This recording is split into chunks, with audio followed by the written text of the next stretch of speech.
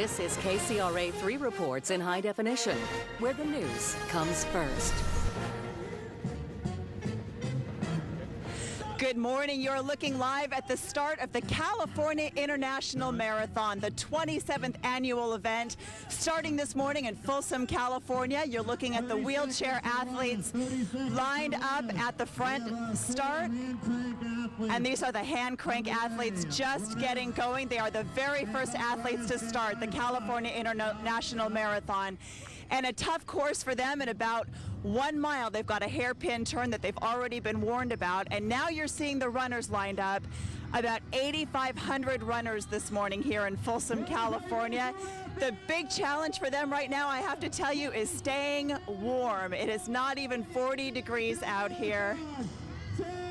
And here's your countdown. 8, 7, 6, 5, 4, 3, 2, 1, go!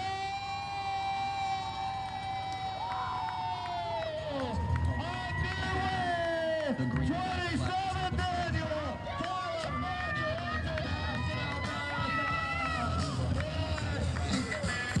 Sausage ahead by a lane, bubblegum stuck to the rail, cabbage barely ahead, And with that, you are watching the beginning of the 27th annual California International Marathon. The first runners you saw out the gate were the elite athletes, some of them from all over the world, 16 different nations represented here this morning. And as you're watching the runners come through, they typically line up in order of how fast they think they're going to run this marathon. So the runners you see right now are those who may finish in about the first 3 to 3.5 hours. All of these folks have been training hard for this moment right now, this morning, when they know they have 26 miles ahead of them. And you can hear the music, you can hear the energy out here as they are just starting what promises to be a pretty grueling journey ahead. Good morning. I'm Edie Lambert with KCRA 3 along with May Fasai filling in this morning for Kevin Riggs in our KCRA studios. Good morning, May. Well, good morning, Edie. It looks like an amazing start out there, but it is quite cold. I just stepped out. It's freezing. Has that affected the mood of the runners at all? Not at all. Let's go ahead and show you those runners. I have to tell you, it could be a lot worse. The skies are crystal clear out here. It's a little bit warmer at the start line than it was when we first got off the freeway. We saw a lot of cars with ice on them as we were driving up here. But the temperature climbed up to maybe around 36, 37 degrees up toward the start line. And it's always a little odd when you see a marathon start and the elite athletes are running and warming up before the race. You think, wouldn't 26 miles be enough for them? But they actually do quite a bit to warm their bodies up before this race gets going because, of course, they're not just in it to finish, they're in it to win. And they need to start this race off at their marathon pace, which in a lot of cases for the male elite athletes may be somewhere around 5-minute miles. There are also warming tents out here. Some of the running clubs, including the Buffalo Chips Running Club, has their own warming tent for all of their members. And there's a warming tent for the elite athletes. So especially the elites, they don't have a lot of body fat or a lot to keep them warm, but they do quite a bit. I can see Kit Blewett, Deirdre. There's Deirdre. Good morning, Deirdre and her husband getting a good start. So they're sort of in the middle of the pack.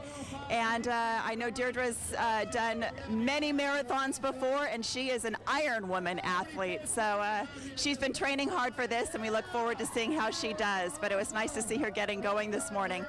Another, oh, hello, I got a hug from a runner. That's a first, thank you.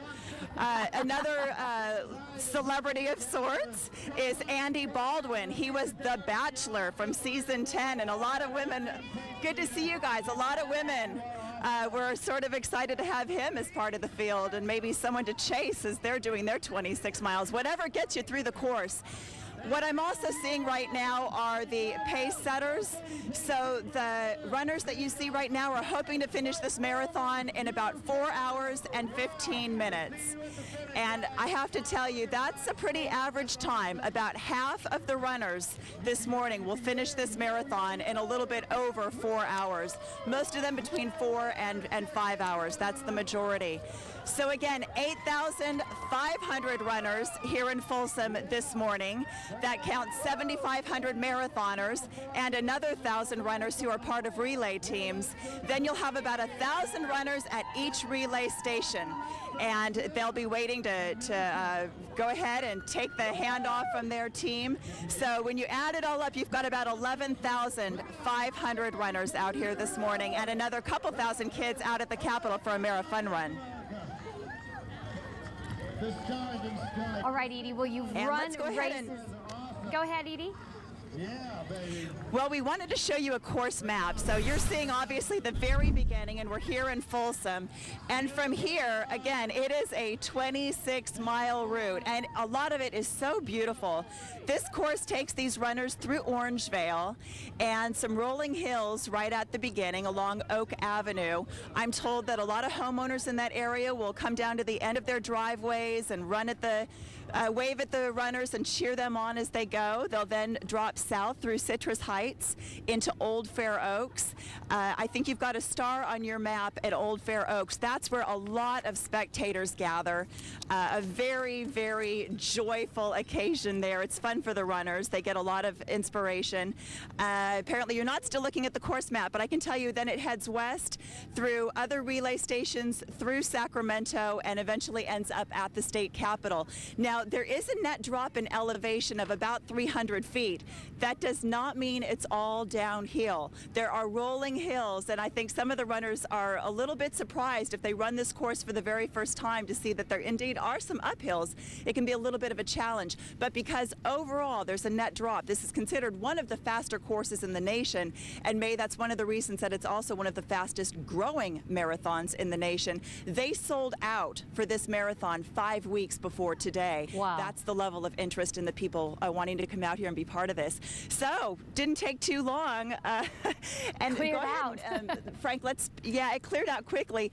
It ends up looking like a yard sale when everything is said and done, because of course it is very chilly out here, and a lot of runners will start with extra layers of clothing, and they'll just throw those off and drop those by the side of the road as they get going. Also, a lot of trash bags, you see those?